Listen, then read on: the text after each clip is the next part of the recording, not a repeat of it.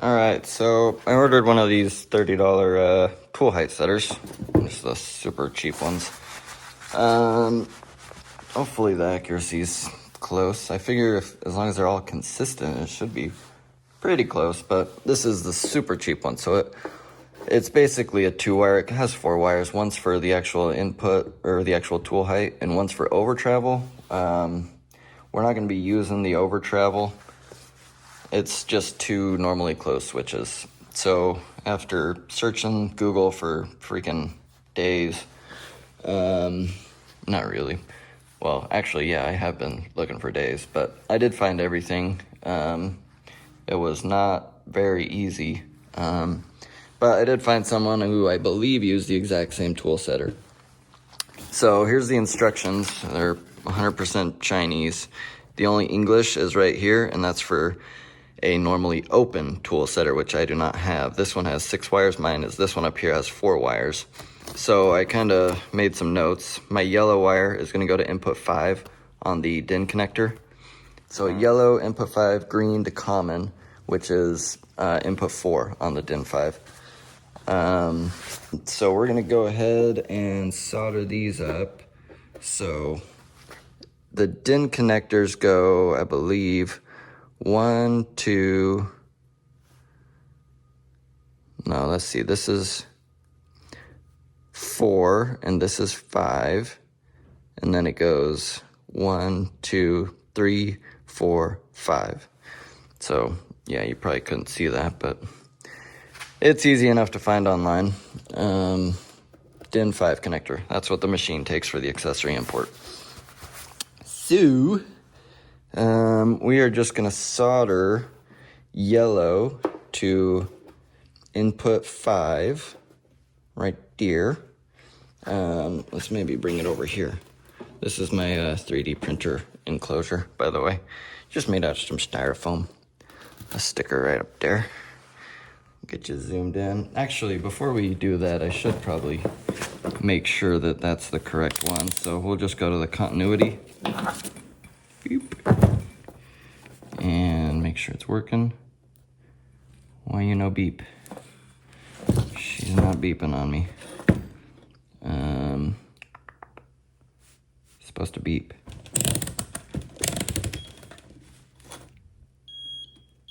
There we go.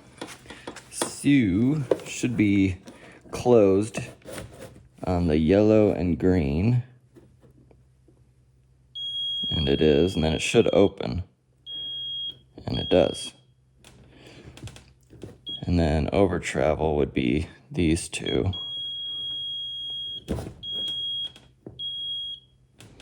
And it opens way before it gets to the very bottom. Yeah, so I've got my soldering iron turned up to 11. And I've got a little bit of flux. I like this stuff. This stuff's pretty nice. So just a little dab will do ya. Right on the pin. And a little bit more on the other pin. Now it looks like these are pre-filled with solder. Well, some of them. That top one doesn't look like it is. But we're gonna do green first. Probably shorten that wire up a little bit. Yeah, that should work. Alright, so green. Alright, well, I guess we'll fill this with solder then. We'll start with that.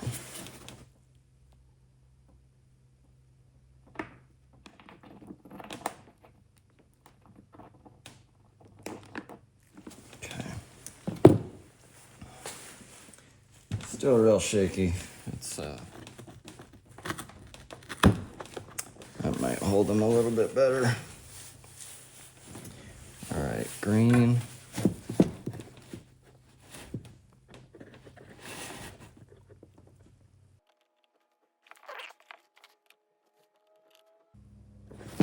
Okay. That's it. the pins they look fine. Just got a little bit melty. Then these two, I'm just gonna leave for now. I'm just gonna go plug it in and see what it does. So this is, a little light comes on the screen when you press it, so I measured it as close as I could, and it was 67.27 millimeters. And the default, or the actual Tormach ETS is 80 millimeters.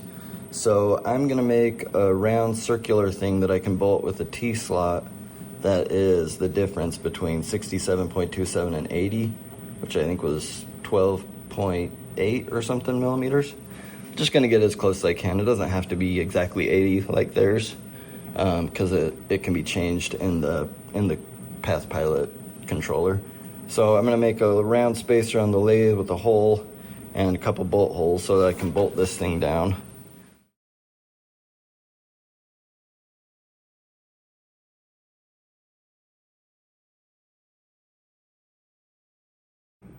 All right, so I went ahead and I did 2 layers of shrink wrap to just kind of build that wire up so that this rubber sleeve would fit well.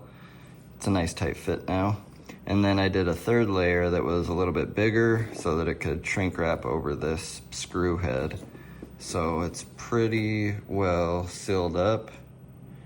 Then I resoldered it all back together. So now we can move on to making our spacer. All right, so I'm gonna start with 12.8 millimeters. I think the actual length is supposed to be 12.73. But that was just me measuring with the caliper, trying to adjust it and look at it right as the light came on. So we'll get it close if I do 12.8 millimeters long, and then it needs to be about 2 inches around. So this is 2-inch cold rolled. And I need to take a little bit off the face. This already has a hole drilled in it that's about the right size for a T-nut. Tiny bit big, but shouldn't matter. So yeah, I'm just gonna go ahead and clean up this face, clean up the OD, make sure our hole is drilled the right width, or yeah, the right diameter. And then, yeah, should be all it really needs. Well, 2 holes drilled and tapped so we can bolt the tool setter into it, but easy enough.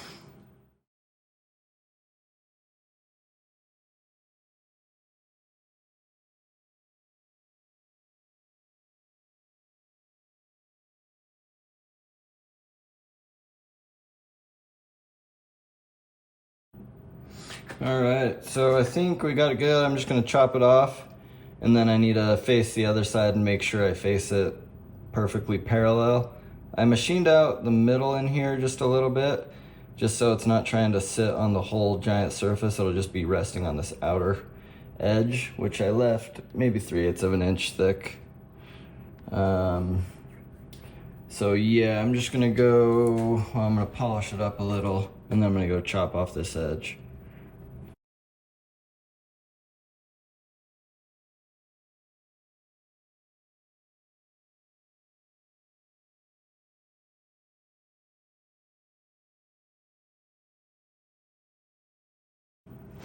All right, gotta get the vise or the chuck pretty clean. And then I'm gonna set one parallel there. We'll set one up here. I'll take our scalding hot part. Looks like it cut okay. It kind of moved while it was cutting, but it should be fine. So we'll stick that there. Stick that there.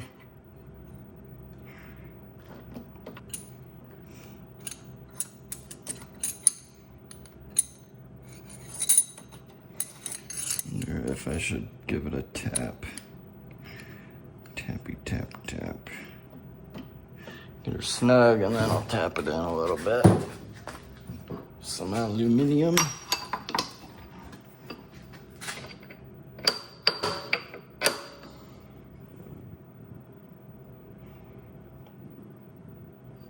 Yeah, should work. Try to slide those out.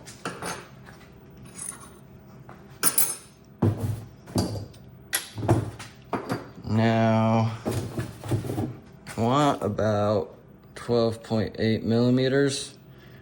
We're at 13.1, 13.2, 13.4. So we'll start at 13.1, which is 0.518. And we need it to be 12.8, which is 503. So we want probably 504, 0.504.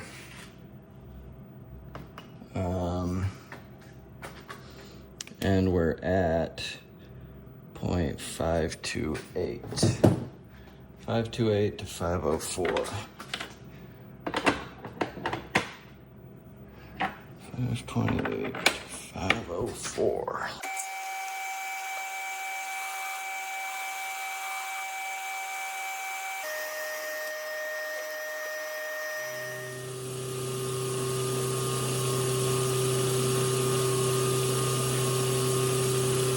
Take off about 9,000. We'll go 6.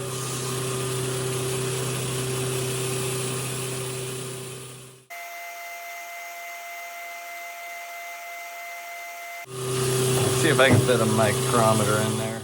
Looks like I can, but we're backwards.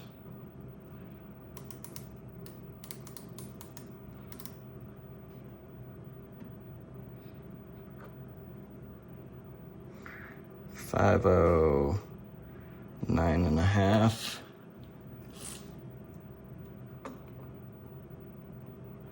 Let's get right on the edge.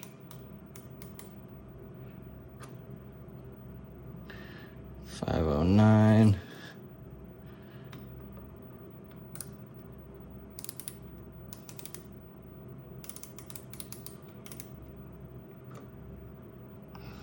$509. Double check this one up on the edge.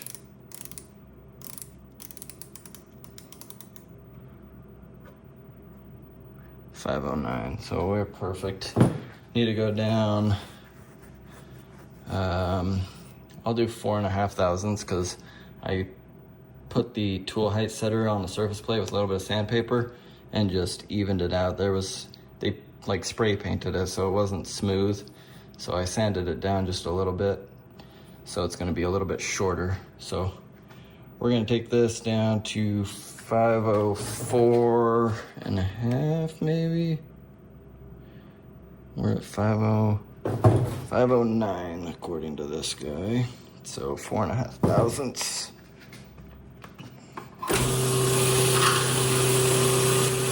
We'll do 4.1 thousandths.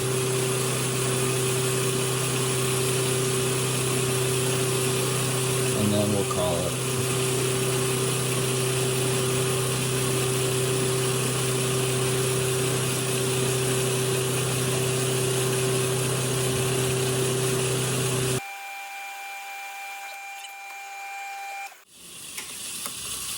Let's see what we got here. 504.5. Freaking perfect.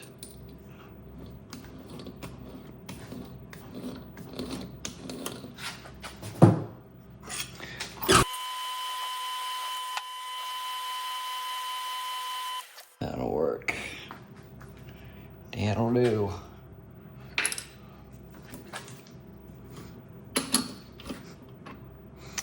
Here's our part. Looks pretty good. Let's see what we're measuring out here towards the middle. Ooh, 503.5. Check the other side. Oops. 503.5. Let's check out on the edge. I wonder if that sanding took off a half a thousandths. It did, 503.5. Yeah. Beautiful. All right, I got a nice short bolt and it should fit perfect. I may shave the head down so it's not quite as tall. This doesn't have to be tightened down very tight, so should be fine, but I do need to bore this out a little bit more so the head of the bolt and a socket can fit in there.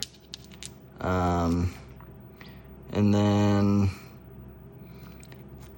let's see. Can't decide if I want to keep this ridge on the table. Maybe I will. I'll just do it this way. I'll bore this side out and bore it enough for the bolt head and the socket to fit through. So let me go grab a socket and see what kind of size we need.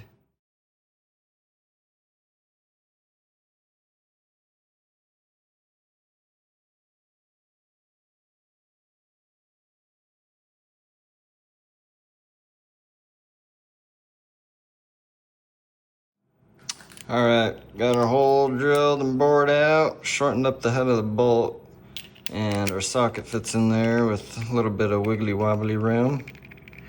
In the bottom of the tool setter, it also has a dished out area where a bolt head could fit. So I didn't really have to shorten the bolt up, but I did, and here we are. So now I just need to mark these two holes and then drill and tap them, and we'll be ready to mount her. All right, so I've just got this center punch, or transfer punch actually. And then this is what I was talking about, the bottom. So they just painted it and there's all these nicks. So I just went and smoothed it out. I didn't remove all the paint, but got her nice and flat at least. So we're just gonna line this up by eye. Try to get it as close as we can. Looks like about there. And then this center punch just fits right in that hole. Just right. And we'll just mark, get a little mark, and then we'll come back with the real center punch.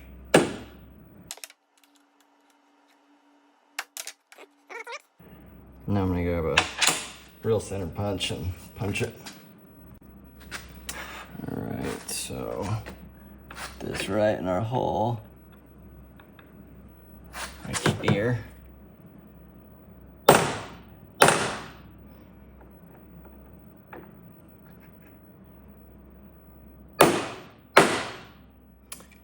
That's it.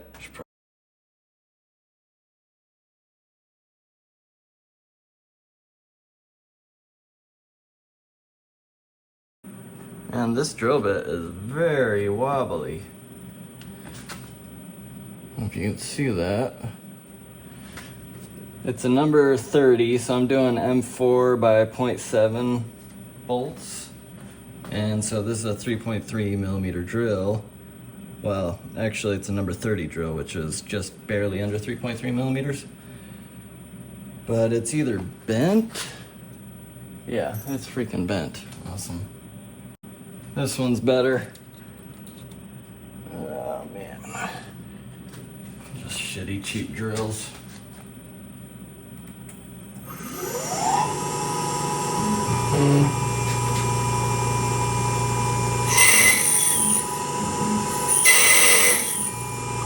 Alright, am I going too fast? 2,500 RPM?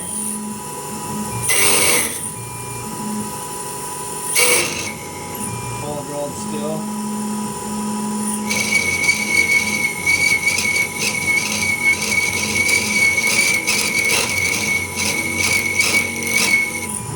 Or does it just need some lube?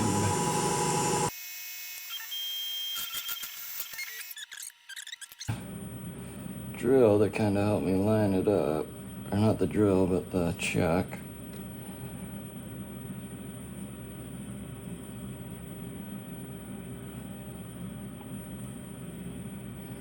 Even these cheap spiral flute taps from Amazon work really well compared to like the Irwin deals that you can get from like Ace Hardware or wherever.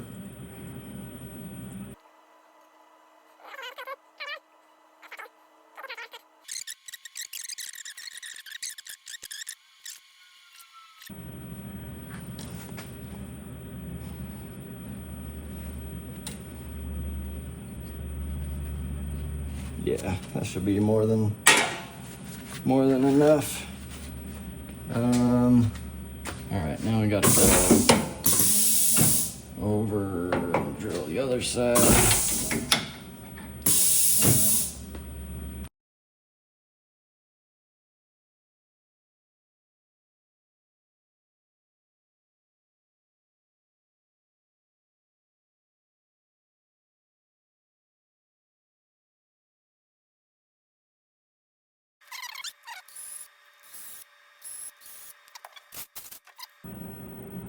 Come on. That looks pretty dang good, if I do say so myself. Can't feel any lips. Okay, so we'll bolt this to the table, we'll bolt the height setter to this.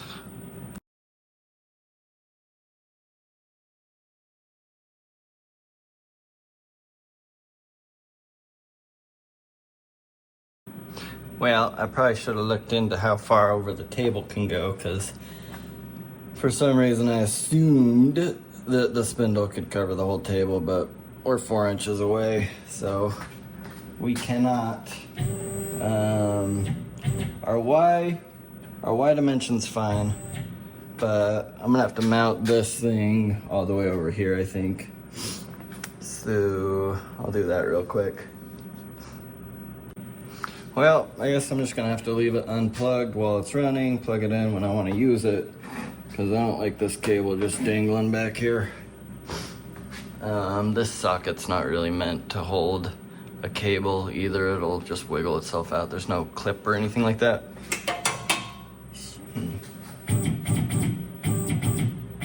Hopefully it works. That's ETS spindle reference. Spindle nose already referenced at G53Z. Yeah, let's do it again. Hopefully it doesn't just destroy it. Oh yeah, sweet. So that works. And now it says to set the G37 ETS position for G53. So I think it says make sure to set high enough to accommodate the longest tool. So wouldn't I want it directly over the center? I think that's where I'm gonna try to put it. Center it. Well, that's about dead center. Dead center. And then we'll go page up. My longest tool, I'm just gonna say is, I don't know, that long, just to give myself plenty of room. So, set G37. Let me show you what I did over here. So for that first one, I just clicked on ETS spindle reference right there. And now I'm going to click on set G37 ETS position right there. And we'll see what that does. G37 is already set. Are you sure you want to set it? Yeah. And then move to G37. So let's see if it worked. If I click move, it should move it right back where it was. Yeah. Yep, perfect. So now I need to move and set ETS height. The move and set work offset button on the offsets/work tab must know effective electronic tool setter height. To measure the ETS height, remove tools from spindle and change to tool 0 using a 1, 2, 3 block. Reference the spindle nose to surface such as the machine bed or vice top and set surface to Z0. Place ETS on reference surface and under spindle nose, then press this button.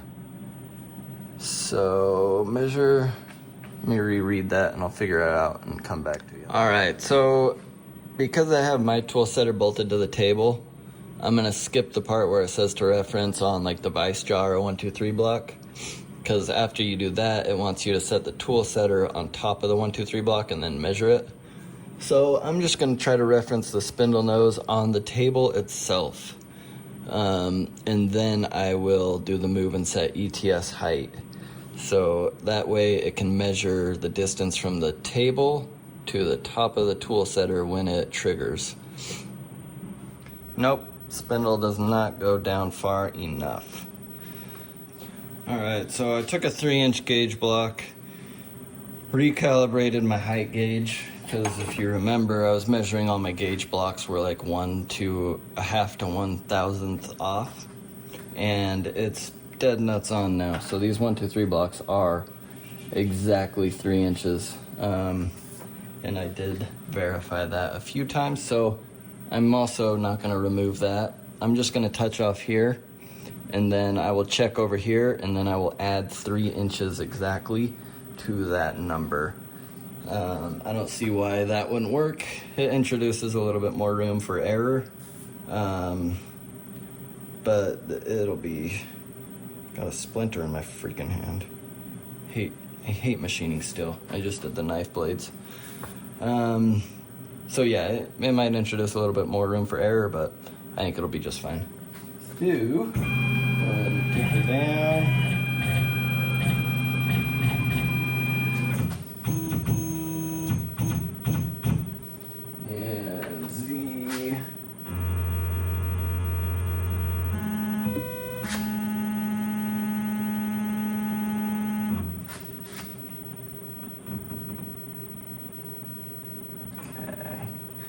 That locked her up right there.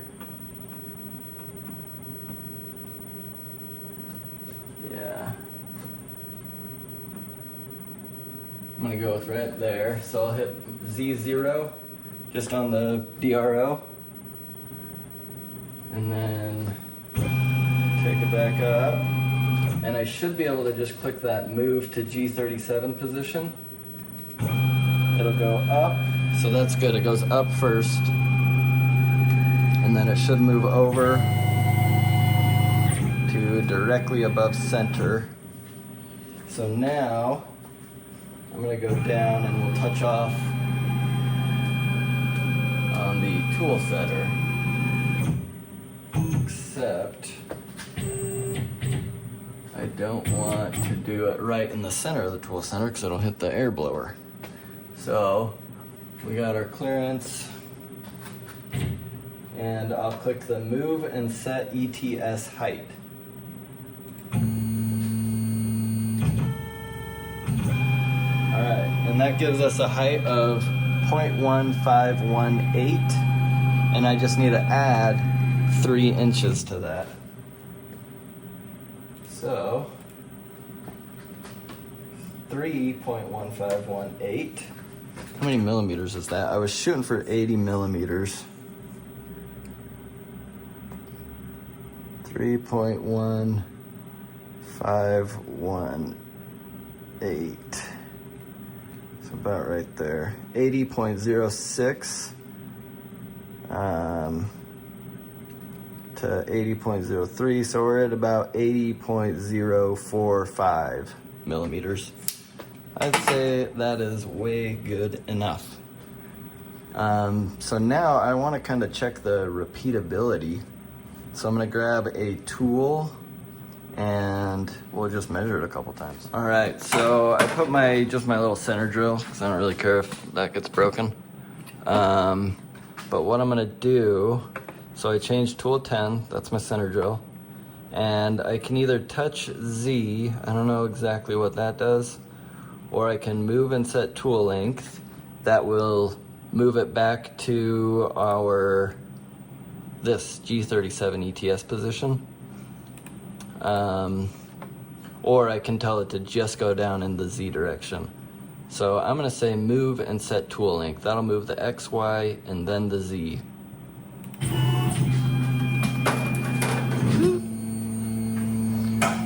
Come on over here. It's gonna take a little while, but it should be about in the middle. I just kind of eyeballed it, so it's not gonna be exactly in the middle, but it's gonna be close enough. So my length right now is 2.9795. And it did not change. It is still 2.9795. So I must have, well, oh no, it did change. 2.9791. So I was off by 4/10. And let's try it again. Move and set tool lengths. So now we're at 2.9791. And it is real slow. I could move, that was the height. It said set a safe Z height for your longest tool. So I could move it a little bit lower. But this is fine. I'm not gonna be doing this very often.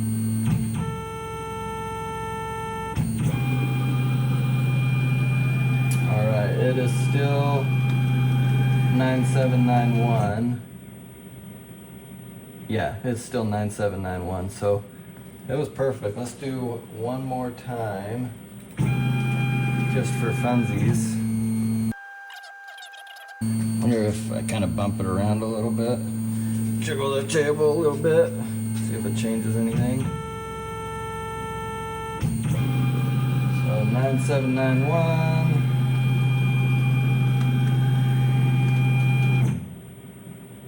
And yeah, still 9791. So that is freaking sweet. So now when I set my work pieces up, I will touch off my first tool, and then I'll have to come over and touch off on my Z0 on the actual workpiece. And I can, in the code, tell it to check the tool height of each tool before each operation starts. But I don't really have to do that because my personal version of, or hobby version of Fusion 360 doesn't let me combine programs with different tools. So I'll be able to just either touch off each time I go to the next program, or you really shouldn't have to do it every time. You should be able to just set the tool heights and go from there. But I mean, it wouldn't hurt to do it each time, obviously. 3/8 end mill. I did lower that safe Z height thing, so it doesn't have to creep down from so high. So we're at 7035.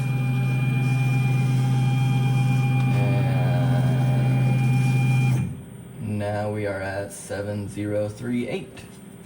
So neato, 3/10. Let's try it one more time. Set tool lengths.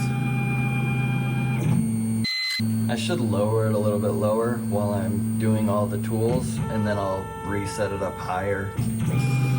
So 7038, and it is still 7038. So I mean, it's within 1/10. That's 5 different times.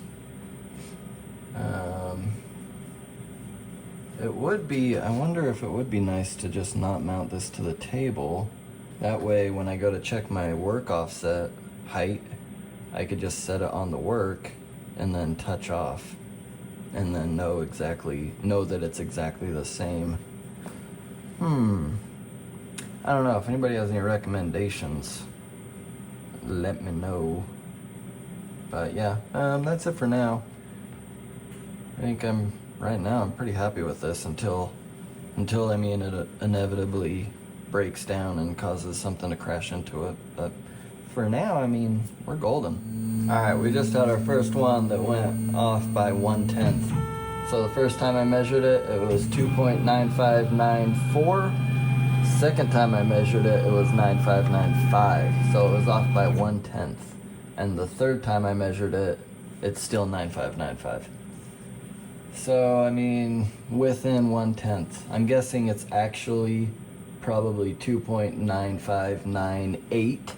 and it was rounding up and rounding down, and it was off by 10 millionths or something. But I mean, that is crazy accurate for such a cheap tool.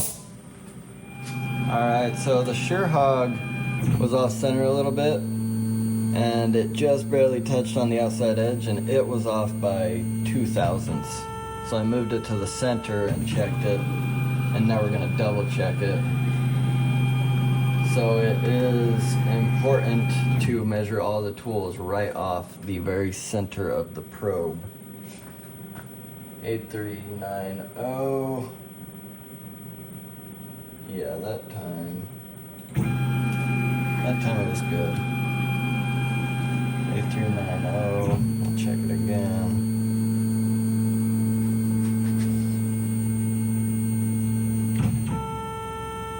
That's probably one of the differences between an expensive one and a cheap one, is you can probably touch off anywhere on an expensive one. Yeah, 8390. So it's good as long as you're checking or touching off in the same spot, or maybe it even has to be right in the center. I would imagine you probably want to keep it right in the center on all the tools. So I wish it knew that this was like a 3/4 diameter tool and it just offset half of that, but with the Superfly and with this, I had to manually move it over to the side to check it. But good to know.